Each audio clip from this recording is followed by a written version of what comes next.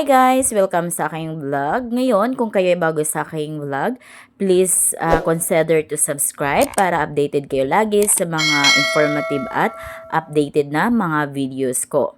Ngayon, pag-uusapan natin itong one-time PIN or OTP code na sinisend ni SSS na kung saan nadidelay ang pagkatanggap natin ng ating OTP code.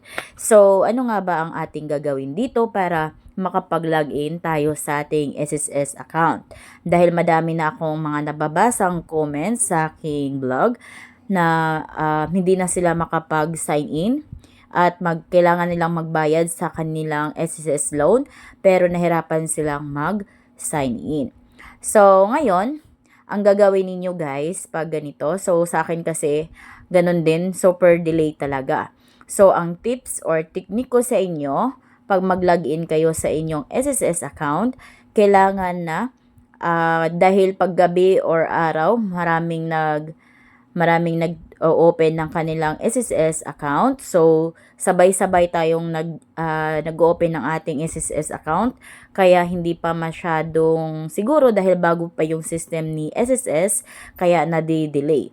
So, ang gagawin ninyo, sa akin, ang ginawa ko pag araw at gabi, so delay talaga. Sobrang tagal ng pagdating ng OTP code. So, ang gagawin ninyo guys, madaling araw, ayan, madaling araw, mag-open kayo ng SSS account ninyo, madaling araw hanggang alas 10 ng umaga is nagsisend siya ng OTP code ng mas mabilis. Ayan. So, ganun yung technique na maibigay ko sa inyo dahil sa akin, subukan ko yung mga SSS account ng papa ko, ng mama ko, ng partner ko, ng mga kapatid ko. So, hindi pwede talagang makapag-login or delay talaga yung pagtanggap natin ng ating OTP code pag once na mag-login tayo sa ating SSS account, pag gabi, araw, or hapon, mga ganon. Kung kaya ang tip ko sa inyo is sa madaling araw or umaga kayo mag-login sa inyong SSS account. Ayan, so as you can see, nakapag-login na ako. Ayan, sinubukan ko talaga ng madaling araw dahil alam kong tulog na yung mga tao nun. Kung kaya konti na lang yung nag-o-open ng kanilang SSS account. So, dito, scroll nyo lang sa pinakababa. Makikita nyo dyan yung I agree.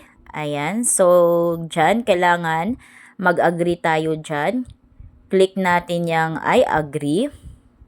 Ayan guys, yan na yung bagong features or hitsura ng ating SSS website. So, pagka-login ninyo, makikita nyo na agad yung total contribution ninyo at mga services ni SSS.